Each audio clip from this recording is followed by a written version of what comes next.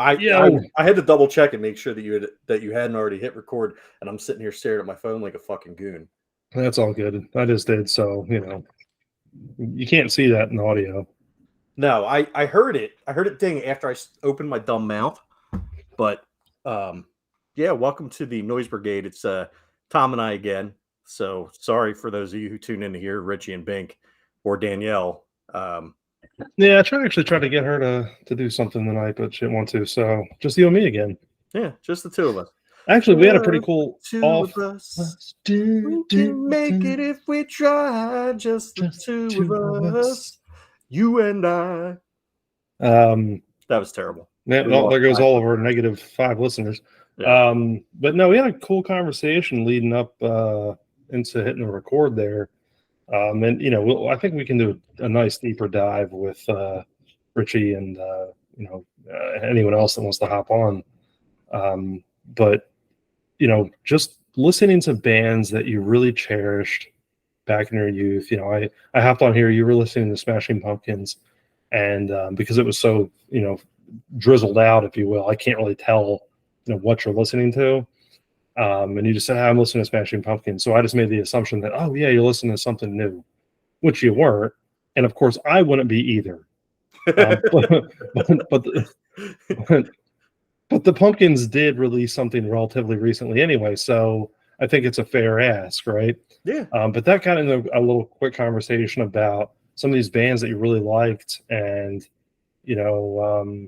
maybe some of their later works or works with different band members, because people tend to come and go in bands, just wasn't up to snuff, or you still really liked it because you were such a fan of that band, but it either didn't get the radio play or no one else just dug it.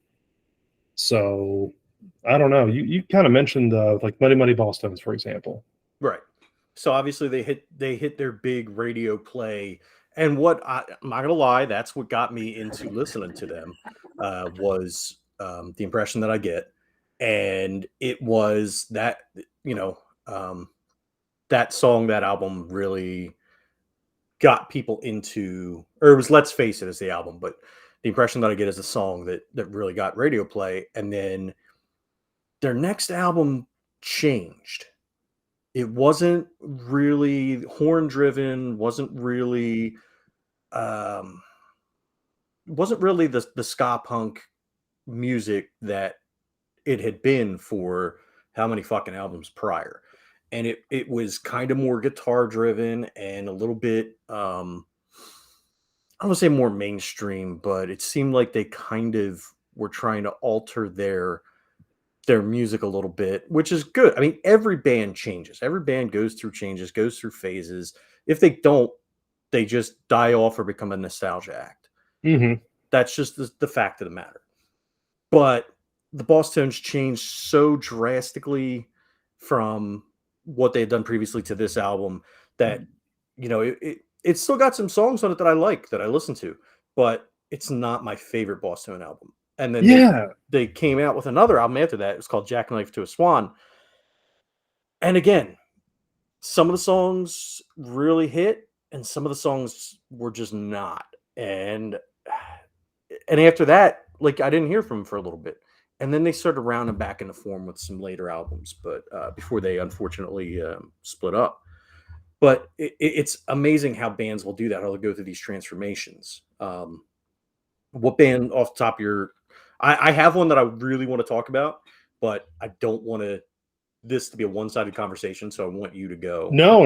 I think it's great because you mentioned, with the Ballstones, and I think that was everyone's gateway into them, was the impression that I get, particularly off of, obviously, that album, Let's Face It. That was my gateway into them.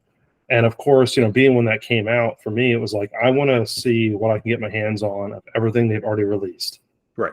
So I was like really big into trying to find, previous albums, no matter how hard it was to find.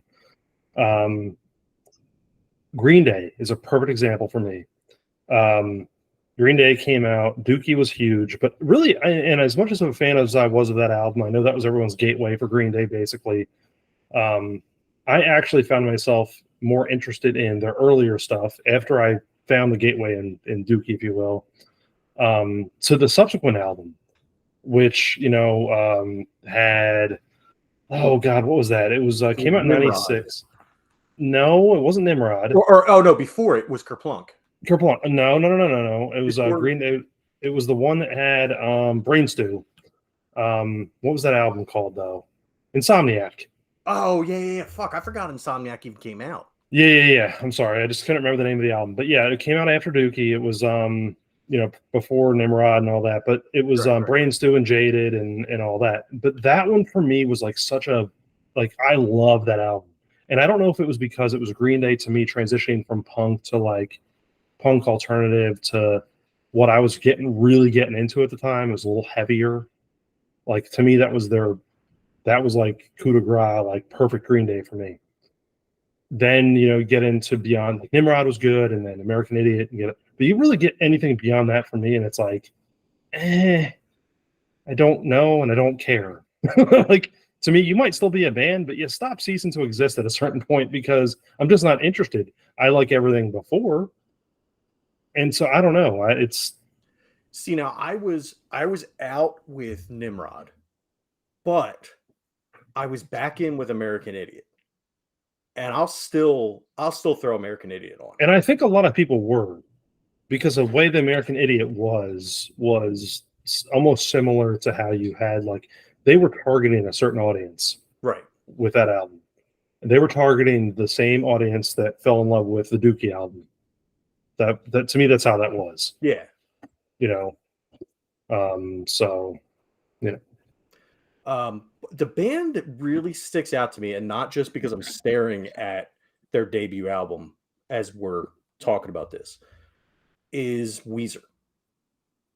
And the reason being, Weezer came out, the original album, the Blue Album, and the songs got the most, well, one of the songs got the most radio play, the Sweater Song. I can't stand that song. Like, I liked it when it first came out. I was like, okay, all right, this is cool. This is different. And then, but now, like, I'll still sing along to it if it's on, but it is one of my absolute least favorite classic Weezer songs. Like, and it's the one that really broke them into the mainstream. I prefer My Name is Jonas. I prefer In the Garage, Only in Dreams, Surf Wax America, or Surf Wax. Fuck it, is it Surf Wax America? Americana, yeah. So I think Surf Wax Americana, Surf Wax right? America, yeah. Buddy America? Holly, Okay.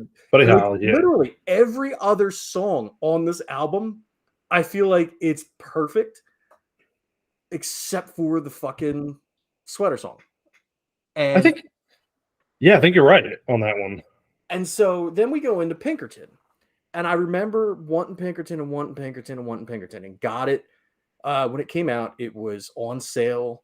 I got it junior year of high school. I think I got it for my birthday that year. It was either my birthday or sometime in the beginning of the school year that year.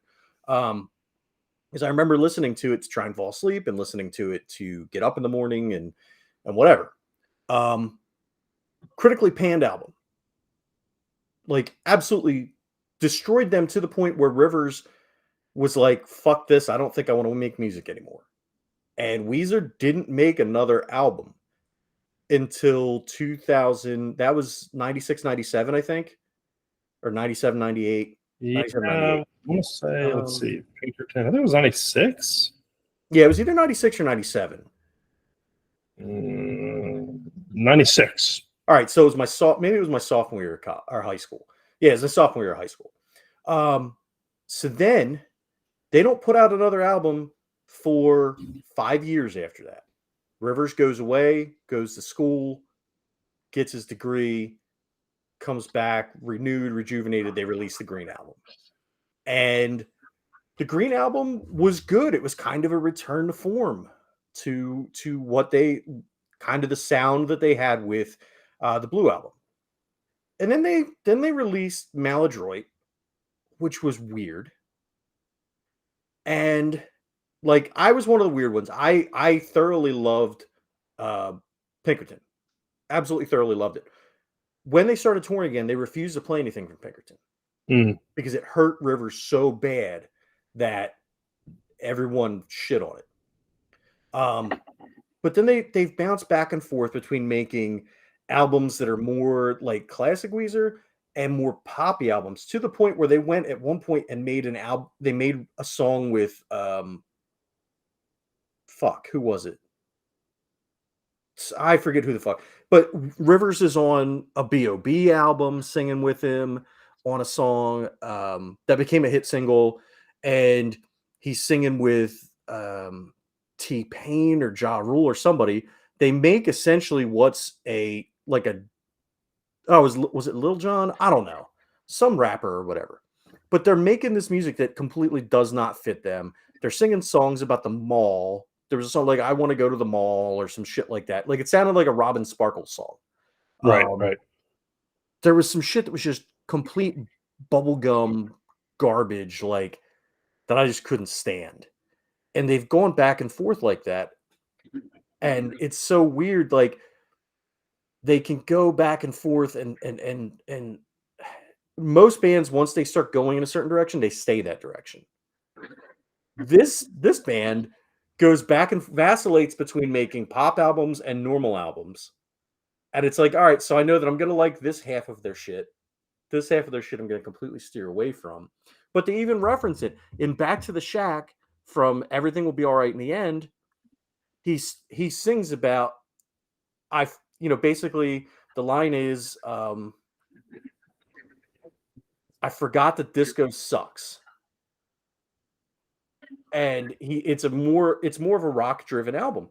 And it's just funny that like he'll acknowledge that they made shitty music essentially. And and then during the pandemic they released 4 albums, or they recorded 4 albums and released them recently as the seasons. And it's winter, spring, summer, and fall. It's or in some sort of order. Right. And all of the song, like some of the songs are really, really good. Some of them are fucking horrible. And it's just so weird. They're such a hit or miss. And sometimes I feel like it's on purpose, and sometimes I feel like it's like I don't know. I really don't. So I think sometimes with band like that, it's okay, we're Weezer, and nothing that we make is going to be bad. Yeah. Because I'm with you. Like Blue Album, almost top to bottom is perfect for me. I was a big fan of Pinkerton as well. Um, then of course, like you said, they kind of fell off and went away and whatever. Green Album hit, it's cool. Got back into it, and then yeah, I've really not followed along, and mainly for that reason. Like, there's been nothing steady. Um, that's right in my wheelhouse for music, and it's just like love Weezer, love the old stuff, but the consistency, the fact that to me, I get it, the dabble in the pop stuff. Yeah, it's fun, it's cool, it's whatever, but you start dabbling in the pop stuff that is not what I like, then I'm not even gonna entertain it. Right. I hate to say that, but that's just because it's not my cup of tea. Right. Even with people that I like. Right. Well, and that's like I tend to veer into the pop music scene, which it's so weird because when I was younger, like, and I think we're all to a degree, I think we're all guilty of this. Like, no, man, I like punk, or no, man, I like metal, and like refusing to admit that. Listen, man, the Backstreet Boys and NSYNC made some catchy ass fucking tunes. Right, Okay, right, right. I can admit that now, and shit, I think I actually paid money on iTunes for "Call Me Maybe" by Carly Rae Jepsen. Because it's a catchy fucking song. I don't give a fuck what anybody says. You know, I am definitely guilty of digging into some pop music bullshit. Avril Lavigne. I bought Avril Lavigne's fucking debut album. It was fucking catchy and it was good and I liked it. So fuck off. The song "Girlfriend" by Avril Lavigne. Fuck it. I got that song. You know, mostly because at the time I really wanted her to be my girlfriend. But that's not the point. I was kind of trying to manifest with that one. But there's music that I like from every genre, but certain bands I expect certain things, and I don't necessarily want a pop song from Weezer.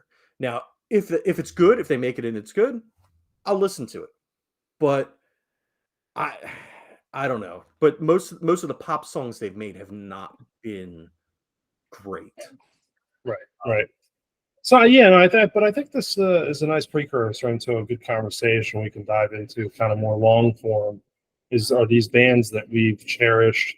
Um, you know, I can point blank saying right now, Offspring is another one for me. Where I absolutely love them, but again, it's funny. It's like the very similar thing with Green Day for me. The punk, very edgy, but kind of dabbling on the pop thing, and then just going all pop. Right. And then it's like, but I understand it. Don't get me wrong. I get it. It's going to make your money, but not my thing. So I don't know. I think we can have a fun, like, long form conversation with some of these bands to kind of say, like, hey, these bands that we really, really like, and these albums that, just hits for us, misses for us, it's for the general public, but we're like, yo, I want to listen to this one. Right. Like, I mean, let's look. We'll talk about the band that like you said brought us up is Smashing Pumpkins, where and then I'll get into why we even were talking about this. So, like you said, when I came on, we were listening to Smashing Pumpkins, or I was listening to Smashing Pumpkins, and it was Everlasting Gaze, which I honestly don't even remember when that song came out. Um, but really, there were, I think, the last really good from top to bottom Smashing Pumpkins album that came out was Melancholy. Because other than Everlasting Gaze, I can't tell you. First of all, I can't tell you what album that fucking came off of. That was on. That came out in 2000. That was on Machina. I don't know how to say it. Machines of Machina? God. There we go. Yeah. It came out in 2000. So is that do you have the track list there? I can pull it right up. Because I think that's the same one that Perfect was on. So it came out February of 2000. Actually, it's funny. It came out on leap year. So Oh shit. that's an interesting one. Pulling the track list now. So we have a track list of Everlasting Gaze was the title track, or the top track. What was the other song you were asking about? Was it fuck? There was Perfect. a Raindrops and Sun Showers, Stand Inside Your Love, Eye of the Morning. Okay, Stand Inside Your Love was a good one. Sacred and the Profane, Try, Try, Try. Heavy Metal Machine, This Time. The Imploding Voice, Glass and the Ghost Children, Wound, Crying Shave, Mercury with Every Light, Blue Skies Bring Tears, and Age of Innocence. Okay, so two songs off that album that I can pick out that I know that I liked. Let me see. Let me see which album Perfect was on. Let's see. So that was on the album Adore. So let's see. What was on Adore? Adore came out in 98 and it was Perfect. Ava Adore, which I seem to remember. Yeah, that's a good one. Yeah. And then the rest are Shame, Annie Dog, Once Upon a Time, 17, Apples and Oranges, but they're spelled wrong. Blank Page, Crestfallen, For Martha, Tear, The Tale of Dusty and Pistol Pete, Pug, Behold the Nightmare, To Sheila, and Daphne Descends. The Tale of Dusty, that has to be a wrestling reference, right? Daphne? No, it's not spelled. It's not Daffney. No. I said Dusty. Oh, yeah, I would assume. Who the fuck's Pistol Pete? Like Pete Maravich? This guy, guess. I don't know. I don't know. Dusty Rhodes versus Pete Maravich. You heard it here first, kids. I don't know how the fuck they're going to pull that off, but that's even more amazing. But again, I can pick out two songs on that I know and like. Which is on some bands I'll get, but I've got to go back to the 2000 album, The Machines of God, the Machina. Machina, yeah. Okay. This is an interesting little tidbit here.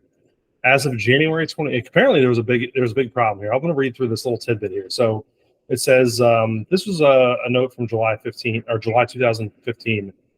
They're talking about a reissue of that album. It said it was put on permanent hold due to legal troubles with the record label. It says Billy Corgan has said that he spent a lot of time on this and wants it to be released, but the legal issues need to be resolved first. So he goes on and on and on to say, well, like, will the reissue ever see the light of day? And it says, as of January of 2021, it's been reported that the album reworking is complete and that Corgan has stated that it will contain at least 80 songs. Fuck. So there you go. I don't know that that's how that's been updated. It was over a couple of years ago when that was made, but so there you go. And obviously, you know, Billy Corgan is still the last remaining fucking member of the original lineup. So let me ask you this. What was your, if you had to pick, if you thinking about the 90s, right? Okay. What would be your album that kind of like when you think 90s, this is the first album in your head? Smash Offspring. Yeah? Yep. 100%. Every time. And the only reason why is because I would love to lie to you and say, you know, some album by Nirvana. Right. You know, some album by, you know, the Black Album by Metallica. Or, you know, something by Rancid, who I was in love with. Oh, yeah, dude. Or, you know, the Beastie Boys, obviously my all-time favorite. But if I'm being dead honest, it always falls back to Smash by the Offspring. Came out in '94. It was just hot all the way through. So to me, that's quintessential, perfect, like from what I fell in love with musically. Especially, it's an Epitaph album too. Right. You know what I mean? Before they went to major label. Right. So what's not to love? Right. See now, and this has nothing to do with music, but when I think of the 90s, the album that always pops into my head is Melancholy. And partially because of the title, Melancholy and the Infinite Sadness, which is, if you think of the 90s and the Gen X, you know, the pervasive themes of the 90s themselves, I feel like that name perfectly encompasses everything about the 90s. And then I remember at Sam Goody in the mall, they had that giant fucking like cutout or whatever of the album for so fucking long up in the window. And so I'll always remember, like, whenever I think, I've got it, it's tied together. When I think of that album, I think of Sam Goody and I think of that big fucking album in the window. So yeah, no, I completely, and you know, one of the things that really, you know, I reminisce about that, it's like in our generation anyway, as far as buying albums, it was like one of the first big like double albums. You know what I mean? So I was like, that this thing impressed me. Yeah, you could put out a double album. I thought you were a fucking genius. Like, you had 2 CDs? What is this? Right. You know, and it was. I was a sucker for double albums. It didn't even matter if I liked the band. If it was a double album, oh fuck, and a double live album, sign me the fuck up. Yeah. Yep. But no, I could go back, and that's that. I would say that's a top 5 for me, 90s, because I routinely go. I still do now. A lot of those songs are always in my playlists. You know, all of my playlists, really. I mean, what's not to love about that album? Right. And like you said, Rancid and Out Come the Wolves. How the fuck do you? Yeah, it's hard for me to like not think of that one, but I always will go back to Offspring on that one, and I think because of a lot of different factors. I think for one, it hit the check mark for me at the time of it hit what I was into. It was an Epitaph album, and yeah, it may have been considered more poppy, but it was on the punk label, so it was cool, you know, and It was getting a lot of radio play, and everyone was into it, so it was all over Y100, and you know, it was getting all this really cool stuff.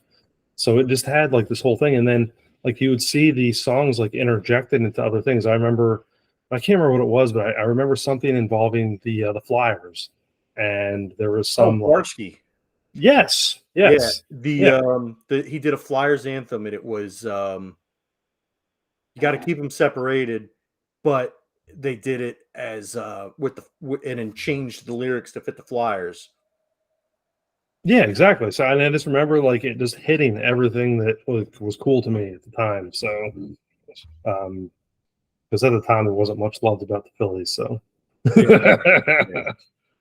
but no, that's about it. So no, well, yeah, we're gonna do a deep dive on those types of bands if that makes any sense to anybody. But those bands that like we all kind of fell in love with, but maybe their whole catalog isn't. I can't say up to snuff. I think that's the wrong term. It's just diverse. Yeah. And maybe not in a way that we appreciate or that we enjoy. Not that we don't appreciate, the creative process and what they're doing, but it's like they made some music for us and some music for other people. And granted, we're not exactly the target demo anymore for most bands. Yeah, no kidding. But, but here's a good example. I think, if we were talking to Bink, he would be like everything that he loved about Dave Matthews, right? Right. Whereas I could be like, well, I'm going to pick this particular band. Like for me, everything Beastie Boys, and I have nothing wrong to say about it, although I do on certain things. Right. But like, there's other bands that like we're talking about the ones that are like, hey, they're good for an album or two.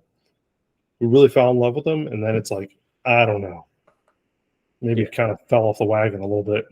No, I get it. So what made me even think one of the little conversations we had between coming on and recording, and I've been blowing you guys up on the fucking text about this, but the Muppets Mayhem came out on Friday or Thursday. When I got done work on Thursday night, Friday morning, I went home and watched 3 episodes. I woke up and I watched the rest. 10 episodes, fucking fantastic, and the cameos in it are great. Billy Corgan being one of them, which is another reason why we started digging into the musical aspect of it. I can't say enough about it. The music is great. The musical guests they had on were great. The music itself, they made me realize that I like a Joe Cocker song. So that's pretty amazing in and of itself. But it's really, really good. And Kevin Smith is in it. And Kevin Smith even takes shots at himself and Clerks 3. Doesn't really during Muppets. Yes. Oh yeah, dude, that's what I'm telling you. You guys got to fucking watch this shit. Richie, I think, is probably watching. He may not remember it because he's really sick. So that's why we didn't make fun of him for any Harley Quinn Smith stuff. Get better soon, bud. But dude, it's fucking funny because he really does. He actually does dig on himself. He's like, yeah, you guys know me, right? From Clerks and Clerks 2 and Clerks 3. And like, he's just like, all right, maybe not that. But like he talks about how he's a shitty director, and he's like, and he does a Chasing Amy reference too. And the one Dr. Teeth at one point goes, yep, there we go. Silent Bob coming in at the end, not talking the whole time. And then he has something poignant to say at the end. Nice. So nice. It's just really good. Like I highly recommend it. It's going to make you feel feelings. So just be ready for that. I'm a huge Muppets fan. I love Dr. Teeth. Dr. Teeth is one of my favorite fucking characters. The whole Electric Mayhem. Like there's a t-shirt that I've had in my fucking like save for later box on Amazon for probably 3 or 4 years now. It's a Dr. Teeth and the Electric Mayhem shirt. And I just haven't pulled the trigger yet, but I might have to after this. But now I don't want to look like a poser. So we'll see. But I can't say enough about it. I highly recommend it. Nice. But I had sent you something else that you thought was interesting.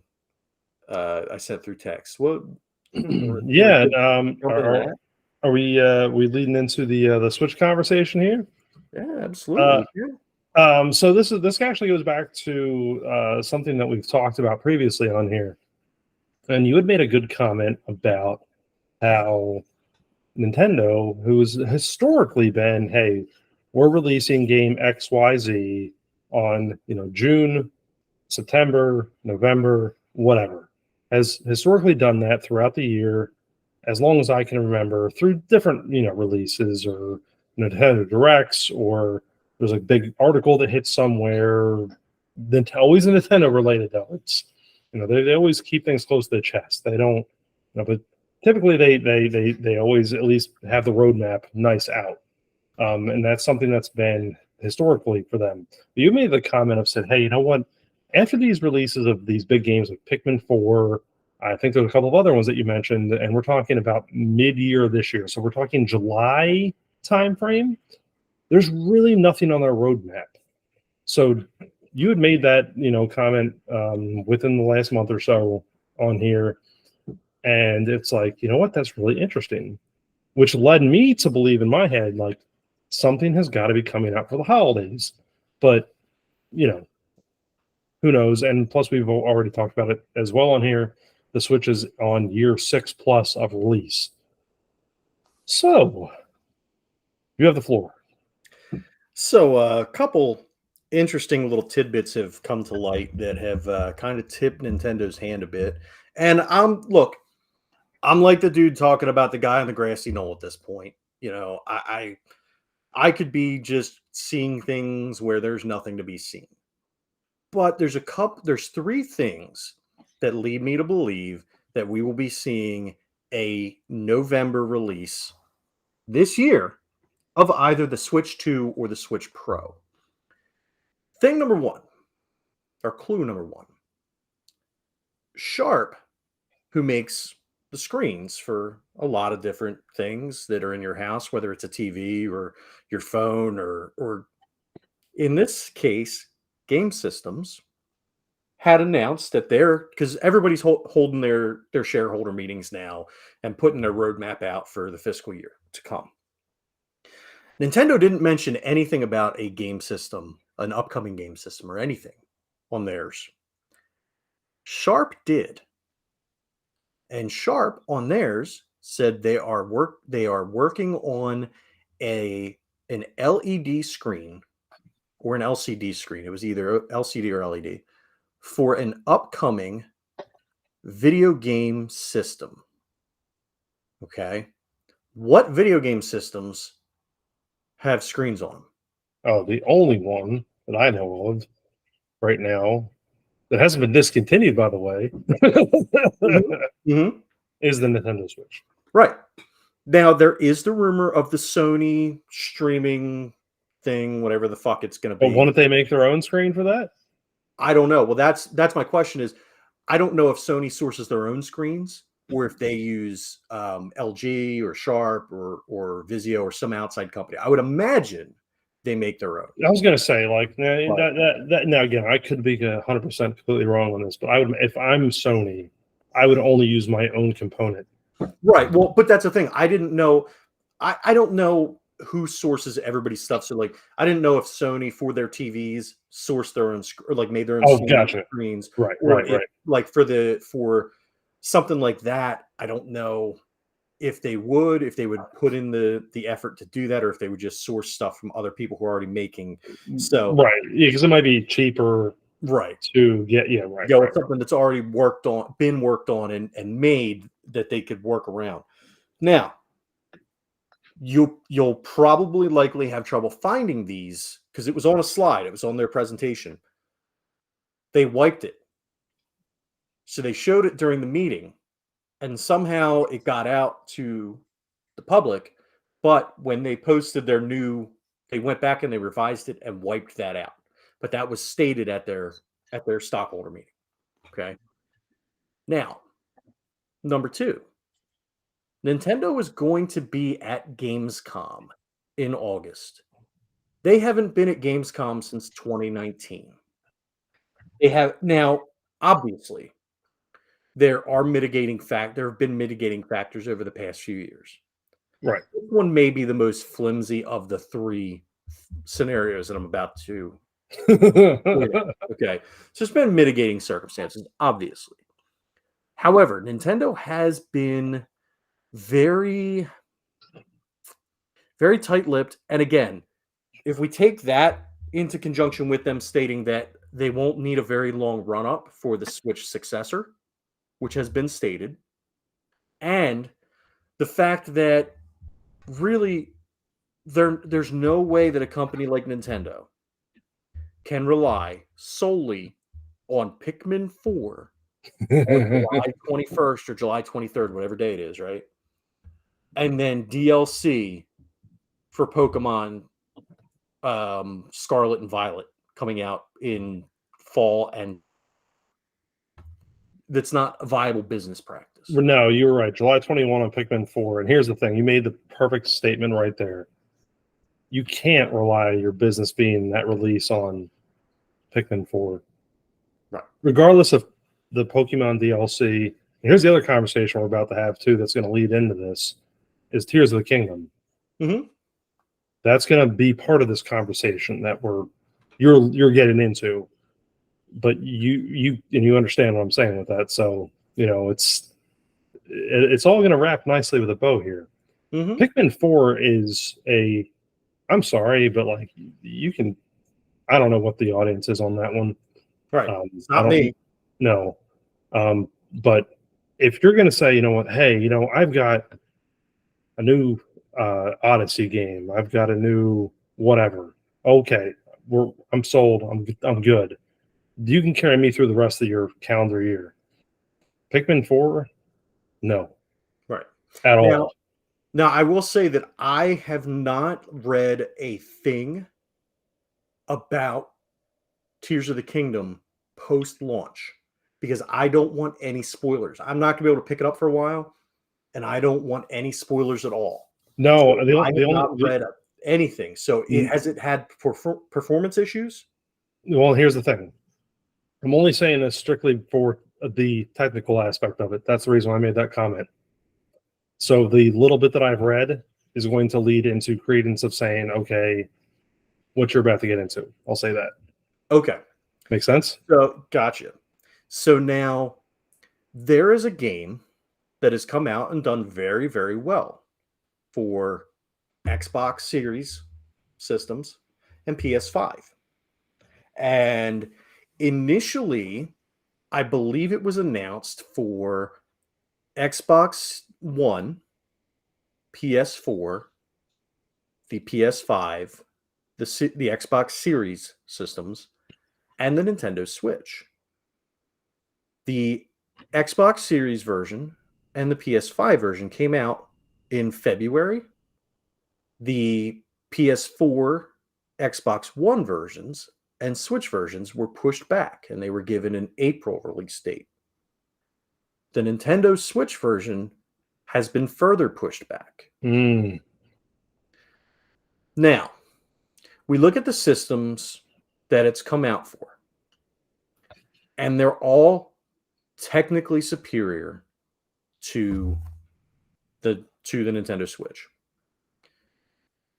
When the release date was pushed back for the PS4 and Xbox One and Switch initially, it was not given a release date, a solid date. Then, when the Switch port was pushed back again, it was not given a solid release date. It was pushed back to June. They've since pushed it back again. However, they now have a solid, firm release date of November 14th, 2023. So what's that, about 6 weeks before Christmas? Right. and let's look at it this way, okay? This is a game that is a AAA title.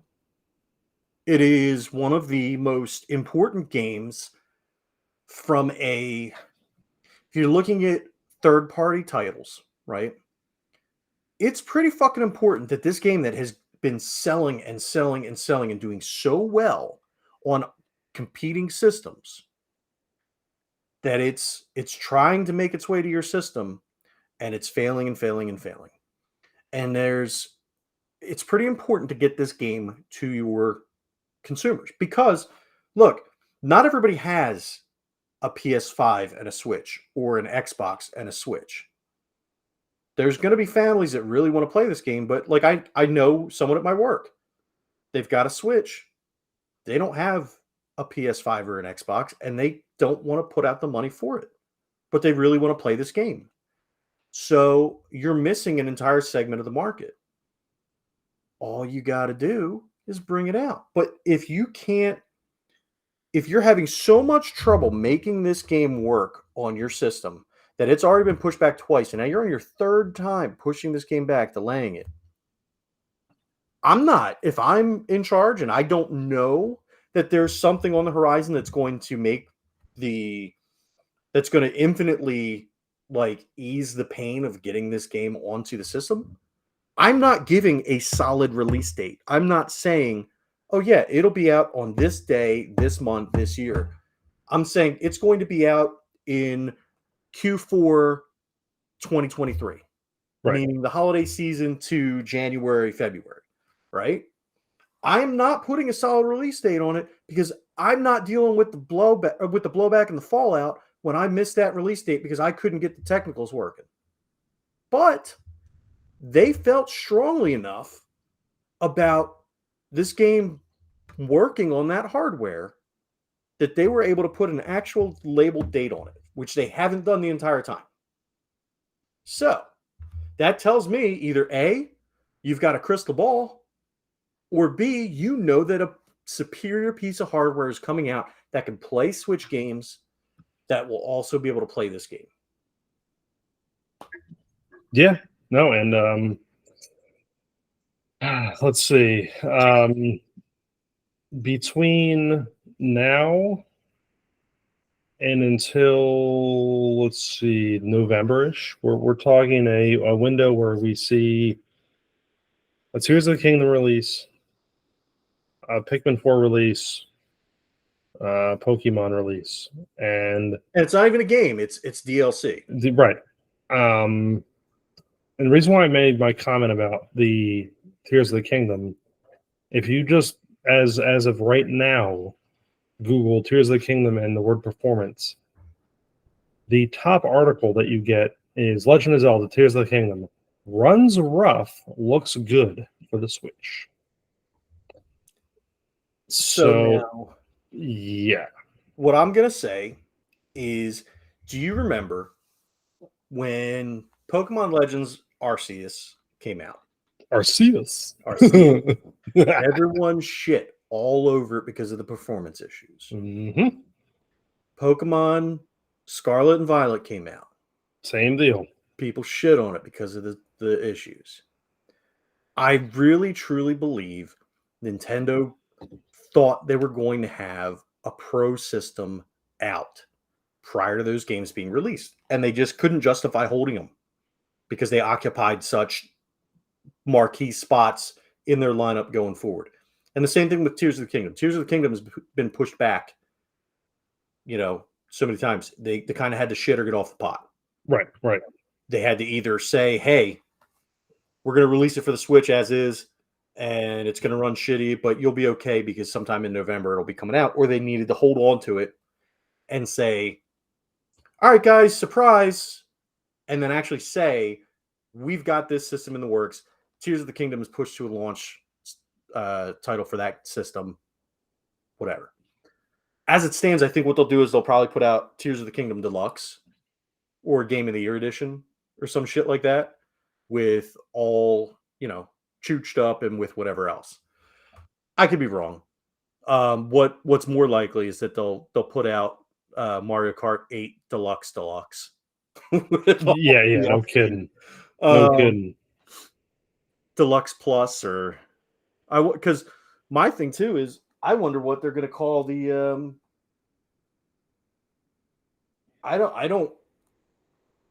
think they're going to call the Switch. I don't think they're calling it the Switch 2 or the Switch Pro. I think they're probably going to go with something stupid like they did with the 3DS, the new 3DS. It'll probably be like the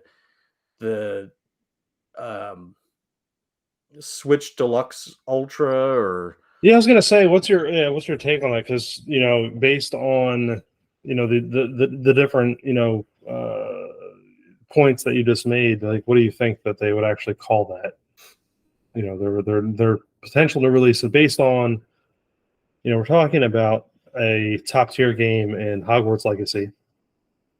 We're talking about, what I've been talking about in Tears of the Kingdom, and obviously that's one of their, to me, that's in the same vein as Odyssey, and when I say Super Mario Odyssey and Breath of the Wild, like that's it. I mean, that's your top of the food chain titles for that system.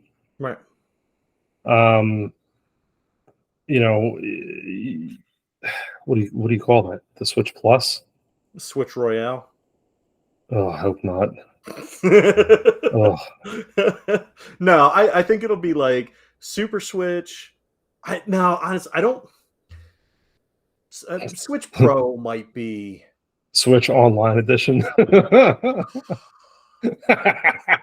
Dude, I would lose my shit. But I mean, the good thing is it's Nintendo and we know how they feel about online, so we Yeah, don't really have to true. worry about that too much. But no, I'm thinking it'll be Switch Plus, Switch Deluxe. I don't know that you can go Super Switch Switch because 64. yeah, Switch 64. Now, what are we if we were to extrapolate the bit wars? Like obviously we're not dealing with bits anymore, but if we were, what would we be at right now? A Because we're past lot. the 128. So Uh, 256, yeah, 512. 512, 1028, 20. So we have about 1024, Okay, all right. 2048. GameCube, Wii U, Switch. So the GameCube would have been the 128. The Switch or the Wii would have been the 256. The Wii U would have been the 512. 512. So So the we're at 1024. 1024. Yeah. Yeah. the Nintendo 1024. Oh shit. Yeah. So yeah. No, I mean that's I don't know what they call it though. I think it's gonna. I think it's cool. Well, maybe they don't use Switch in the title so that they don't fall in the same. It's got well here. All right, here's the thing. Whatever they call it, It's got to be backward compatible, right? it's got to be backwards compatible. I would have to imagine. I could be wrong, but I would have to imagine it's got to be backwards compatible in some way, shape, or form. But what they're going to have to do is they're going to have to do the naming convention so that they don't have the same issue they had with the Wii U. Because if you remember, some people didn't realize that the Wii U was a separate system. Some people thought it was an an upgrade. You bought the fucking little Right. pad, and then that made your Wii better. So they're going to have to make sure the naming convention conveys what it is. And so it's got to be, I don't know. I really don't know what they I could don't do. know. The other thing too is like you can't sit there and take your audience and just like push them off in the like, oh, I'm only going for people that are going to buy this new, which is typically like video game folk. But there are other segments of the video game population that are like, you know what, I haven't done Nintendo stuff in a while. I picked up a Switch a couple of years ago. I thought it was awesome. I got a handful of cool games. Like you don't want to take those people and like put them out on an island. Like and unfortunately Nintendo has a weird history of doing that at times. So it's like you have to make sure that like this is completely backward compatible, because the other two, companies in the conversation right now, being Microsoft and Sony, are handling that in varying forms. It's like you have the perfect opportunity right now to keep that going, that backwards compatibility, because you're building that with your online services right now. Well, and that's the thing. So Nintendo, once they got to the Wii, they were very smart in that the Wii had a GameCube built into it.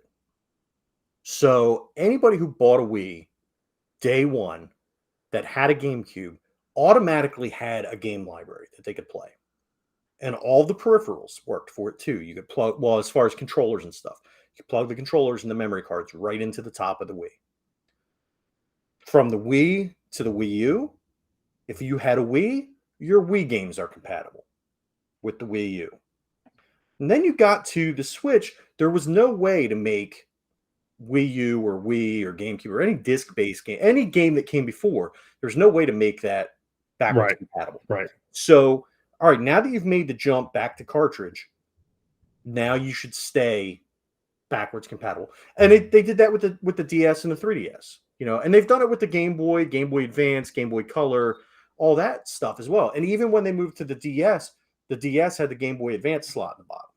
Right.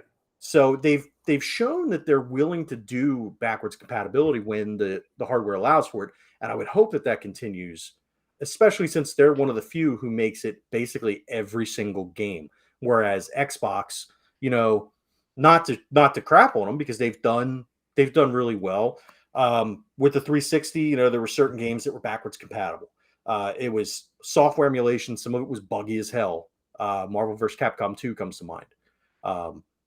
And then when they got to the Xbox One, 360 games, some were backwards compatible, and then they added Xbox games back. So there's still games playable on, even right now, the Xbox Series X can play certain Xbox One, like original Xbox games. Right. The PlayStation. I don't know if the PS5, because I haven't tried it, but there was a point up to where you could play PS1 games on the PS2, on the PS3. I never tried it with the PS4. Was it backwards compatible with PS1? I don't think so. I could be wrong on that. I don't know. But there was a point where every single PlayStation game was playable, or the original PlayStation was playable on the PS2, on the PS3 at least. PS4 was the first one, so it's not capable of running anything older generation. Okay. Yeah. So Sony completely blacked out, unless I don't remember digital games. Digital games you weren't able to play. Yeah, see some, and here's the thing, like I still have Twist Metal Black, which is a PS2 title, installed on my PS5. Okay. Because it was released as a PS4 digital. Actually, it might have been released as PS3 digital. I don't know.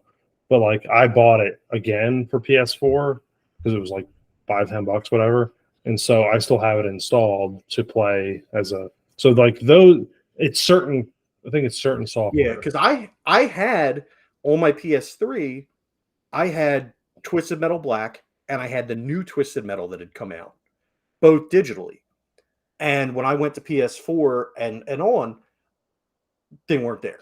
Yeah, Twisted Metal Black, you could still do in the store.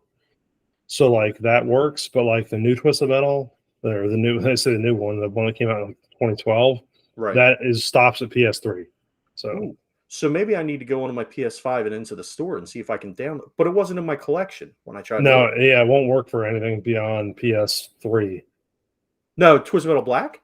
Twisted Metal Black will, but Twisted the right. newest. No, that's what I'm saying though. On the PS5 when I went to the I played Twisted Metal Black on my PS5 plenty of times. Huh. Okay. Yeah. Maybe I'll have to check. Yep. Yeah. No, digital only, obviously. Yeah. I don't know, I'll have to look at that because that would be nice to be able to have that again. Yeah, maybe, and only maybe because I bought the PS4 version. That's probably why. That might be why. Yeah, that's probably why. But anyway, so looking at everything together that we have together, all the evidence I say in quotes, it looks a hell of a lot like this year we'll be seeing the successor to the Switch or a pro version, however you want to look at it. Now, hopefully, and we'll see eventually, it comes with improved Joy-Cons, because that would be nice. I'm tired of replacing Joy-Con joysticks, which I need to order some because I've got a set of Joy-Con. Now, have you replaced those with the Dreamcast style? The Hall effect, I want to. I got to look at the prices and everything. But if it's not cost prohibitive, I'll give it a shot.